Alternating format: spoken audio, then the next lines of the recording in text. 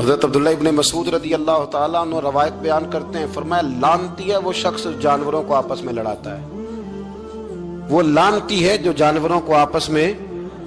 میں اور آپ اس ملک میں رہتے ہیں جہاں کروڑوں روپے کی شرطیں لگتی ہیں جانوروں کی لڑائی میں، جانوروں کو اذیت دی جاتی ہے، تکلیف دی جاتی ہے، کبوتر اڑائے جاتے ہیں اور بڑا انعام اس کو ملتا ہے جس کا کبوتر دیر کے بعد آئے. کبوتر باز کبوتر کو بیٹھنے نہیں دیتا. یہ حرام ہے، شریعت اسلامیہ میں حرام ہے جانوروں کا لڑانا اور ان کو ایک دوسرے کے خلاف ابھارنا حرام ہے، دین میں منع کیا گیا ہے.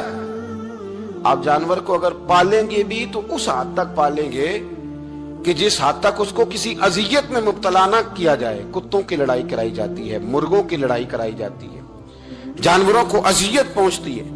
بیلوں کی لڑائی ہوتی ہے، سینگ ٹوٹ جاتے ہیں، لہو اتنا بہتا ہے جانوروں کا کہ دیکھا نہیں جاتا، لیکن سامنے بیٹھنے والے تالیاں بجا رہے ہیں. یہ تو بڑے سخت دل لوگوں کے رویے کہ جانور کا خون بہ رہا ہے اور آپ تالیاں بجا رہے ہیں. مرغے بیچارے کی چونچ لہو لہان ہو گئی ہے، سامنے والے نے اتنا مارا ہے اور یہاں تالیاں بج رہی ہیں کہ میرا جیت گیا ہے، بجائے اس کے کہ اس کو پٹی کی جاتی، اس کو دیکھا جاتا. یہ تو سنگ دل لوگوں کا کام ہے.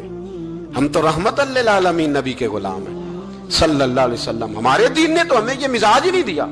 ہم نے تو پیار کرنا ہے، ہم نے تو محبت بانٹنی، ہم نے تو خلوص پیدا کرنا ہے، ہم نے تو شفقت کرنی. جانور پر رحم کھایا جائے گا، اس کا خیال رکھا جائے گا. پھر آگے چلیے، میرے نبی پاک علیہ الصلوۃ والسلام نے جانور سے اس کے بچوں کو جدا کرنے سے منع فرمایا. جب تک بچے کو ماں کی ضرورت ہے اسے جدا نہیں کیا جائے گا، جب تک وہ دودھ پیتا ہے اسے جدا نہیں کیا جائے گا. جب تک چڑیا کا بچہ بھی چھوٹا ہے اور اس کی ماں اس کے لیے دانہ لے کے آتی ہے تو اسے ماں سے جدا نہیں کیا جائے گا. اس کی جذبات کا، احساسات کا خیال رکھا جائے گا. یہاں تو میرے دیہاتوں کے جو بڑے سمجھدار قسم کے، سمجھدار چودھری قسم کے لوگ ہیں، ان کا بھی جب بہو سے اختلاف ہوتا ہے تو کہتے ہیں اس کے بچے رکھ لو، یہ جب خود روئے گی تو لوٹ کے آ جائے گی.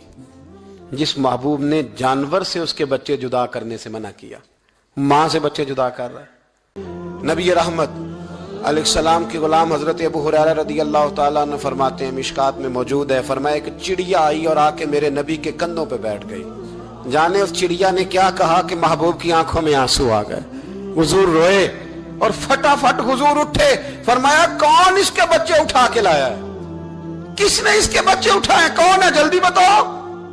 تو حضرت ابو ہریرہ کہتے ہیں کہ صحابی ہے کہ یا رسول اللہ مجھے ذرا پسند آ گئے تھے تو میں اٹھا لایا ہوں. حضور نے فرمایا اسے واپس کر دے، ورنہ یہ میری بارگاہ میں شکایت کر رہی ہے تو قیامت میں بھی تیری شکایت کرے. اور جا وہیں رکھ کے آ جہاں سے تو اٹھا کر کے لایا تھا. میرے دوستو، دین اتنے اعلیٰ حقوق بیان کرے جانوروں کے اور انسان اس سے آگے بڑھ کے انسانوں کے ساتھ سلوک کرے. محمود غزنوی کا نام تو آپ حضرات نے سنا ہے. محمود غزنوی کے جو باپ تھے ان کا نام تھا سبکتگین. سبکتگین ایک آدمی کے غلام تھے، مزدوری کرتے تھے، کسی کے ہاں ملازم تھے، شکار کے بڑے شوقین تھے. فرماتے ہیں کہ میں تنخواہ تھوڑی کم لیتا تھا اپنے آقا سے اور اسے کہتا تھا کہ ہفتے میں ایک چھٹی مجھے ضرور دینی ہے، میں نے شکار کھیلنا. اور یہ بھی یاد رکھ لیں کہ شکار ضرورت کے لیے کھیلنا جائز ہے. رسول پاک علیہ السلام نے لعنت فرمائی ایسے شخص پر جو بندے جانور پر نشانہ لگاتا ہے. سنو، سبکتگین کہتے ہیں میں شکار کا شوقین تھا لیکن ضرورت کے لیے شکار کرتا تھا. ہفتے میں شکار مار کے لاتا تھا، پھر پورا ہفتہ ہمارے گھر والے اسی کو کھایا کرتے تھے. فرماتے ہیں کہ میں تنخواہ تھوڑی لیتا تھا اپنے آقا سے، محمود غزنوی کے والد سبکتگین، کہ میں بھئی ہفتے میں ایک دن شکار کرنے جاؤں گا. کہتے ایک دن میں جنگل میں شکار کرنے گیا تو کچھ جانور کم نظر آئے. صبح سے لے کر میں گھومنے لگا، عصر کا وقت ہو گیا، کوئی شکار نہ ملا. اب میرے دل کے اندر یہ ڈر تھا کہ اگر مغرب مجھے یہیں ہو گئی تو مجھے کوئی درندہ، کوئی جانور پریشان کرے گا. اسی پریشانی کے عالم میں دائیں بائیں دیکھ رہا تھا کہ ہرنی کا ایک بچہ مجھے نظر آیا.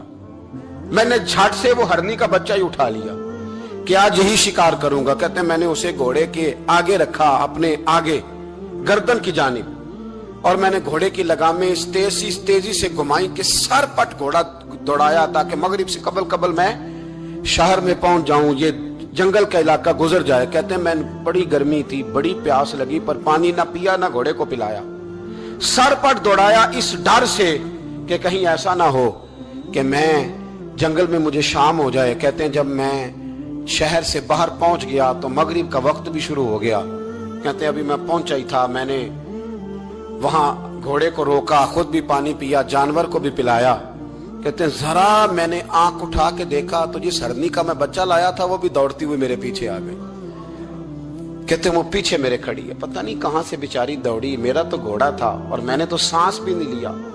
1.5 گھنٹہ 2 گھنٹے میں بھگاتا لایا اس جلدی میں کہ باہر آنا ہے. کہتے ہیں پلٹ کے دیکھا تو اس کی سانس پھولی ہوئی ہرنی کی اور للچائی نظروں سے مجھے دیکھ رہی ہے. دل کے ایک کونے سے آواز آئی کہ آج تو 2 شکار ہو گئے.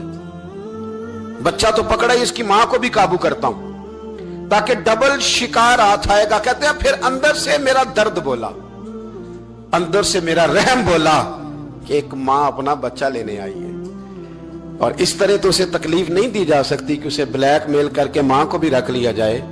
کہتے ہیں جب میں نے اس ہرنی کی طرف دیکھا تو اس کی نظروں میں سوال تھا, اس کی نظروں کے اندر سوال تھا, کچھ مانگ رہی تھی.